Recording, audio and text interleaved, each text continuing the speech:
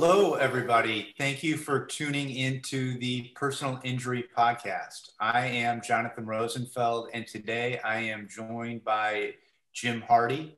Jim is an experienced work comp attorney at Taxman, Pollock, Murray, and Beckerman in Chicago. And we are going to talk today about the preliminary areas of workers' compensation. Jim, thanks for joining me today. I appreciate it. Thank you, Jonathan. I appreciate you joining me. And can you just give us a little bit of background about your position and your experience with work comp? Sure. I'm a partner at Taxman, Pollock, Murray, Beckerman, and we're a personal injury workers' comp law firm. I am the head of the department that handles the work comp claims in the office. I've been doing work comp my entire career, and exclusively, that's all I do is work comp cases. I've been involved in the Illinois Work Comp Lawyers Association for about 12 years now. That's the State Bar Association for Work Comp Lawyers, 700 members strong. And I was a recent president 2 years ago of the organization after being on the board for about 10, 12 years prior to that. So a lot of experience in work comp, and happy to share my information and knowledge. Awesome. So to begin with, I think sort of one of the preliminary questions that a lot of people have, and this is sort of a massive question, but if you could just sort of give us a little breakdown of what workers' compensation is and sort of how the system came to be, that would be great. Sure. So the work comp system is something that started up back in the industrial age, back in the 1920s. And each state has their own law with regard to work comp. It's not a federal system. So each state has an act. And in Illinois, they have the Illinois Work Comp Act that lays out the rights and the benefits that injured workers have in the state of Illinois. And so basically it takes over if you're injured while performing your work duties. It takes over from your regular insurance that you might have, right? The group health carrier. It takes over from them and pays the medical bills. And that's the primary benefit. They pay all reasonable, necessary, and related medical bills. And the second benefit in the Illinois Work Comp Act is payment for lost earnings. So in other words, if you, due to the injury, if you have a doctor's note that takes you off work, then the work comp insurance pays you, and they pay you a certain percentage of your old wages, and then you get that tax-free. It comes out to about what you may take home after taxes prior to the work accident. And the third benefit, and the most important one, is that you're entitled to, and you have a right to, a settlement in work comp. And that's based on the nature and extent of the injury, the permanency of the injury. And those are the three basic benefits, but they're all very important. And it's very common that if you have a work comp case, that you can start with an adjuster, and the adjuster will give you benefits, but you don't know if she's giving you or he's giving you the correct amount in the benefits, doing the calculations correctly, paying the bills correctly, paying for all the treatment that's being recommended. So that's why, in addition to securing a settlement, that's why it's important to have an attorney on your side helping you through the process. So I guess to begin with, I guess who is covered under workers' compensation? Is everyone covered under workers' compensation under the law? Almost everybody in the state of Illinois. There are certain exceptions to that, and they're rare. In the statute, City of Chicago policemen and firemen are excluded from the Illinois Work Comp Act because they have their own disability system, duty disability system. Other than that, there are exceptions for independent contractors. If you're, this is quite similar to what happens in the trucking industry, where you're an owner operator, you're an independent contractor, and you get paid on a 1099, right? So you're really your own employee. You have your own company, even though you're working for a trucking company and they're paying you. So in that situation, the independent contractor wouldn't be covered under the trucking company's work comp insurance coverage. but frequently the independent contractor will have their own policy that they take out for themselves, and they'd be covered under that.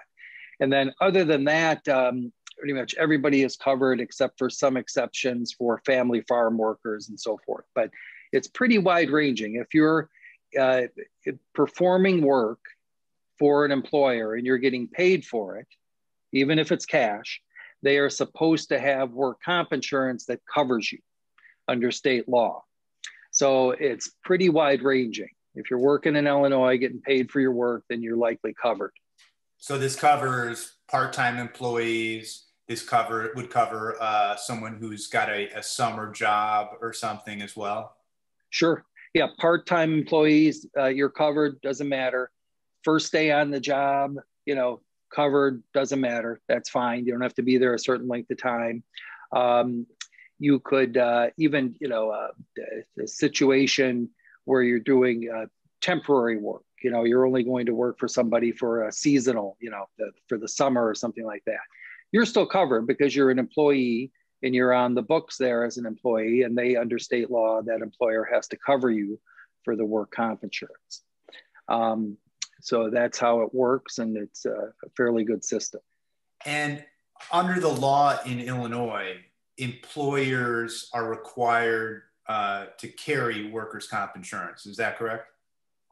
That's correct. If they don't, then the Illinois Department of Insurance can fine that employer. And they do enforce that pretty heavily. And there are fines for, the number of days that you're going without insurance. If it lapses, you can get hit for the employer can get hit with penalties and fines for that. Or if it's an employer that simply refuses to carry work comp, the state of Illinois can come in and shut that business down until such time that they do purchase and buy a work comp insurance policy. They're pretty strict. So it's rare to find a situation where the person is not covered when they're supposed to be. Okay. So in Illinois, everyone's required to have work comp insurance. And I guess, obviously, when we talk about workers' comp, we're typically talking about, for the most part, we're talking about an acute injury, an accident for the most part. And this could be a fall. This could be, an auto accident. This could be really anything that an employee is doing in furtherance of their employment, correct?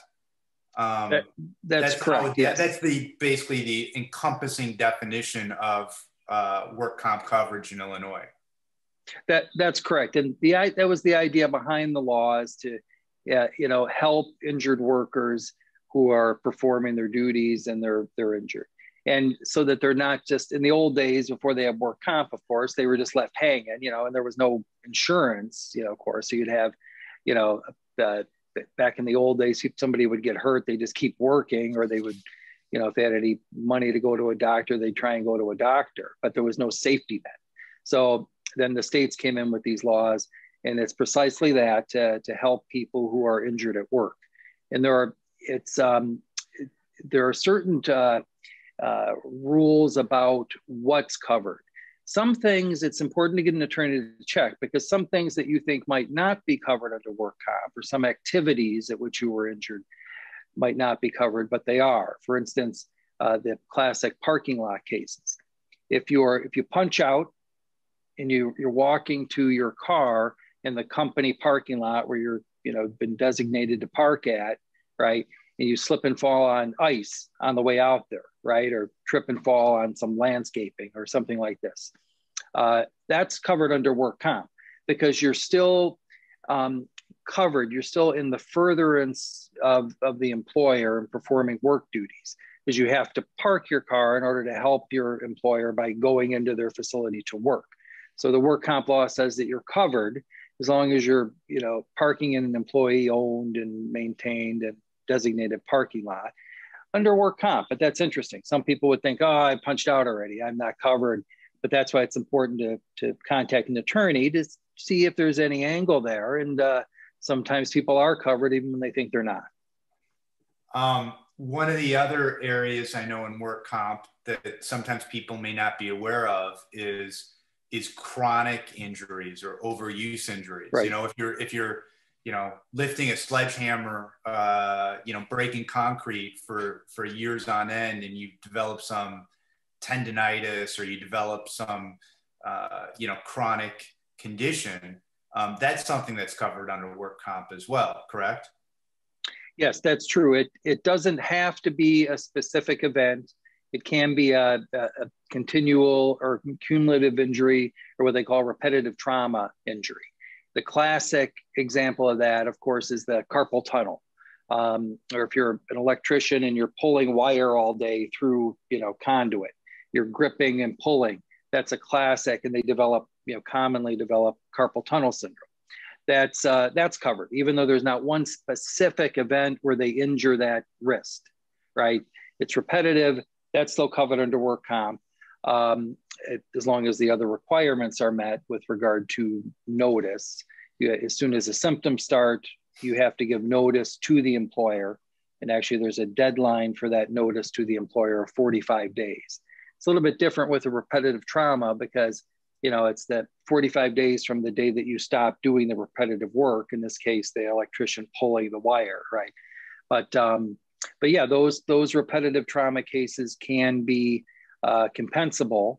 They're not excluded, and a lot of it depends on the doctor who's treating the injured worker to give a causal connection opinion and say, yes, medically, I believe what this person was doing for that length of time could cause this ailment of carpal tunnel or cubital tunnel or whatever repetitive trauma ailment they have.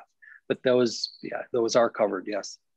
Now, one of the areas that I know your firm does quite a bit of work with, you guys handle a lot of construction accident cases, work-related injuries where someone's injured on a busy construction site, in anywhere in Illinois or across the Midwest.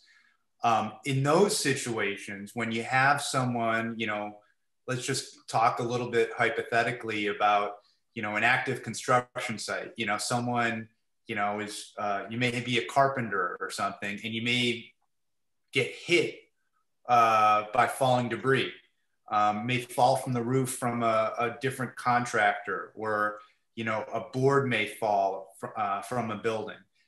In a situation like that, obviously the employee would be covered under work comp.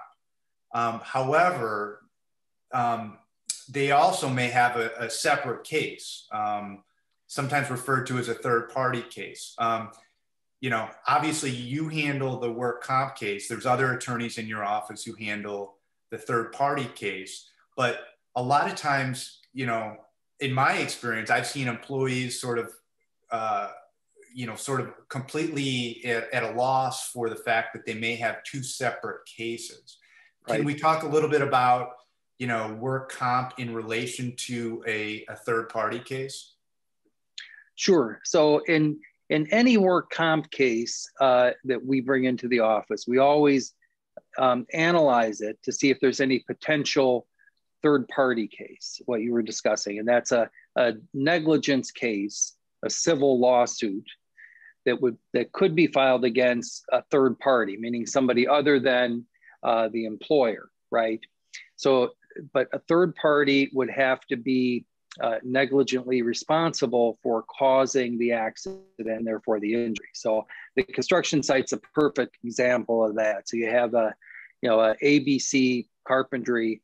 They're hired by XYZ general contractor to come in and do a couple weeks of work on that project, right? And the carpenter, like you say, gets hit by a board that fell from up above, that was dropped by an employee of XYZ general contractor, right? That's not a coworker there. So that carpenter then, who was injured, would have a work comp case that I would handle. And then we do the immediate work of getting the benefits started, the off work, like we talked about, the medical bills paid and authorized, like we talked about. And then in the meantime, our firm would also start up a third party case against that general contractor and the employer of the employee who dropped the board on the carpenter, right? So you have two parallel concurrent claims going in the same law firm, one workers' comp that's filed at the Work Comp Commission, and then one personal injury or negligent claim, a formal old-fashioned lawsuit that's filed in circuit court. So you'd have the same law firm, two different lawyers handling that same accident date, right? And it's important to have a work comp attorney start the case up, because then they will automatically have a look at the facts to see if there's any potential third party. Sometimes we find potential third party cases where the injured worker would never think that anyone else would have been negligently responsible for the accident other than himself or the employer, right? So it's important to have us look at it to see if there is that angle, if there's any potential lawsuit against the third party, because that can increase the settlement value, right?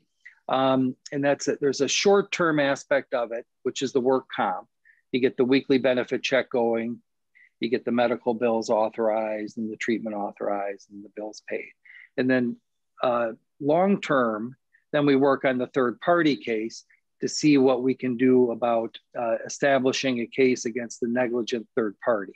And then we can settle both cases, and you get two settlements from each, from the two cases, and it's more beneficial to the injured worker. But without having a good law firm that handles both types of claims, work comp and third party, like our firm does, you really put yourself at a disadvantage of missing some potential settlement recovery there. So it's very important to look at. And it's not just a construction scenario. You can see these, the other classic example is you're driving for work, right? UPS driver, he's hit, rear-ended by a semi-truck. He has a work comp case with the insurance for UPS, and then a separate personal injury case against the truck driver and the trucking company that hit him. So, but these are all very good examples. And those third party cases, you can recover benefits. You talked about it a little bit, but you can recover benefits that are not necessarily covered under the Work Comp Act in Illinois. That's correct. For example, you can recover pain and suffering. You can recover, economic and non-economic damages that are not necessarily covered under the Work Comp Act in Illinois. So all the more reason to have, an attorney really do a very thorough investigation to really make sure that all parties are held fully accountable for, both the work comp perspective as well as a third party case, correct? Absolutely. And then you're covered whatever the rights are under the state law and the federal law and the circuit court laws. You're covered for all the benefits that you're entitled to, and we maximize the value for you. Now, I want to transition a little bit and talk about what an employee should do if they're hurt on the job. Every single day, millions of people go to work, and statistically, there's a fair amount of people who get hurt at work every day. And, when you're doing training for work, they may teach you how to punch in and punch out, and they may teach you about company protocol and everything else, but they don't tell you necessarily what you should be doing if you're hurt. And so a lot of people, an accident may happen. They may come home, they may, my arm hurts, my shoulder hurts, and they're sort of at a loss of what they should be doing. And I guess to begin with, if you are an employee and you're hurt at work, what would you suggest that person do? Right, that's a very good question, and it's very important too, because what the injured worker does initially after the accident is very important, because that can impact the entire case months and years down the line. So if you're injured at work, it's absolutely essential that you give notice to a supervisor of the incident and the injury, what happened, what body part you injured, as soon as possible, right? I always tell people that they should give notice immediately, or if not, before they punch out for the day. Because once you go home, you hurt yourself, during a shift, Once you punch out and go home, then it becomes problematic, because then the employer and the insurance company can say, after you tell them the next day or the next week that you got hurt back on last Tuesday, they can say, well, you didn't tell us when, the day you got hurt. How do we know you didn't get hurt at home, or over the weekend or that night when you got home? So it opens up potential for the insurance company to deny the claim. But it's essential to give notice as soon as possible. There is a 45-day notice requirement. No matter how viable the work comp claim might have been, if you don't give notice to a supervisor until after 45 days, then the claim is barred under the state law. Okay, but the longer you wait to give notice, the more ammunition the insurance company would have for the work comp carrier to deny and dispute the case and the accident and how it happened and so forth. So I always tell people, give notice as soon as you can, immediately, if not before you punch out that day.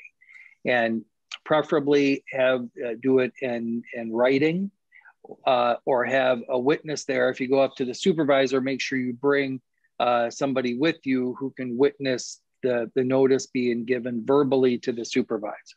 Then the supervisor can't say, well, I don't remember anything about that day or anyone telling me anything about a work injury, right? So that's very important.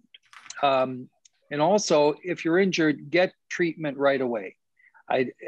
Don't put it off. Go to your family doctor, go to an immediate care if need be, go to the emergency room if need be. But the earlier you get treatment and get the accident documented in medical records, the better off the case will be. And I know a lot of people, they want to see if it gets better and, put it off and all that. But that's fine. If it does get better, that's great.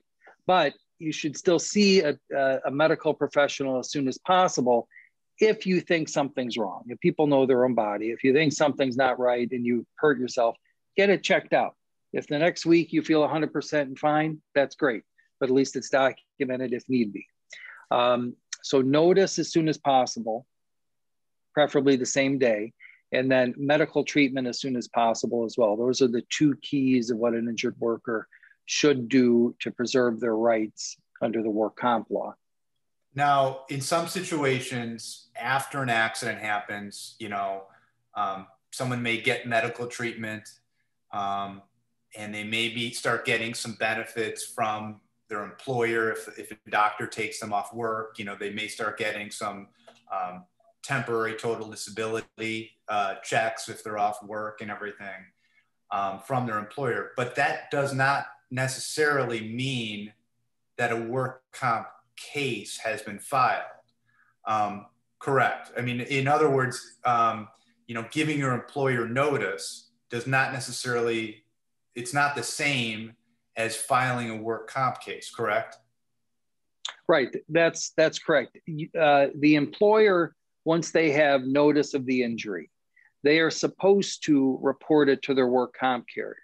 But that doesn't always happen. Sometimes the employers, they drag their feet and see if the person gets better right away, or if the person just puts it through their regular insurance and so they don't have to deal with it and claim it as a work comp case. But the only way to formally have a filing at the Work Comp Commission, which is the court for work comp cases in Illinois, is to have an attorney file what they call an application of claim at the Work Comp Commission. Prior to that, you don't have a formal claim. And in order to get a settlement, you have to have a claim on file at the Illinois Work Comp Commission, or you don't get a settlement at the end of the case.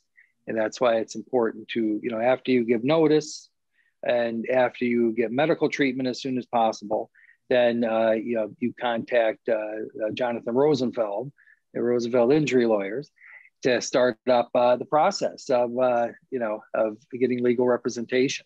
And I think, just so everyone listening is 100% clear, the way attorneys handle work comp cases in the state of Illinois is on a contingency fee basis. The state regulates what attorneys can charge. people. It's not a, hey, I like you, you get a discount, I'm not a big fan of yours, you're paying more. It's a straight fee schedule for work comp cases. And so, you as an attorney only get a fee when you're successful in getting benefits for that injured worker, correct? That's correct. Yes, it's so there's no hourly rates or there's no upfront fee that you have to cut a check to the attorney for at the beginning of the case. It's strictly a contingency fee. And in Illinois, the state law caps that fee for attorney fees and work comp at 20%. So that's 20% of the settlement that we could secure at the end of the case when you're done treating. And that's the settlement for the nature and extent of the injury or the permanency of the injury. And that 20% is taken right out of the settlement from the insurance company. So yeah, you don't have to worry about paying anything up front or watching, we don't bill by the hour. You don't have to watch that. We maximize the value of the work comp case, and the fees are 20% of that. If there is no settlement, then you walk away, you wouldn't pay us anything. So that's how it works, strictly contingency fee basis. And these settlements and the attorney's fees, they're approved by an arbitrator who's essentially the judge assigned to the case. So it's just one more safeguard in place to make sure that everything is done properly, correct? Right, that's true. Yeah, any settlement that we secure has to be approved by the work comp arbitrator assigned to the file. At the work comp commission, they stamp it as approved. And with the settlement, it's interesting to note that if you don't have an attorney, the insurance adjuster on the file for the work comp carrier may pay the medical benefits. They may pay the off work. You don't know if they're paying the correct, amount or anything. But then they commonly, if you don't have an attorney, they won't offer you a settlement. They won't, advise you of your right that you're entitled to a settlement. They have no obligation to do that. And frankly, it's their job not to, because the insurance company's job is to keep money in their pocket. And the more they pay out on the claim to the injured worker, and the less money they have. So the goal is for the insurance company is to keep the money and not give it to the injured worker. So that's commonly what happens is that they won't get a settlement. If the injured worker doesn't have an attorney, they might get an offer. It's rare, but that offer is going to be pennies on the dollar if you don't have an attorney, right? Because the adjuster would just float you a low settlement. People don't know what the true value might be, and they might just believe the adjuster when she says, this is what you get, take it, sign, or leave it, sign the endless line and take the check. But you're leaving a lot of money on the table without an attorney. So that is great information. We are going to talk about settlements in work comp cases in a new podcast, but this was great information. I think anyone who is injured on the job, certainly would do themselves or their family a service and contacting you and just talking about their case.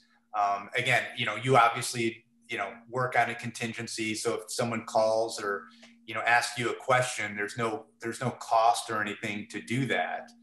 But this was great information. I thank you for joining me today. I appreciate it. My pleasure, Jonathan. And all right, thank you for the opportunity. Glad to help.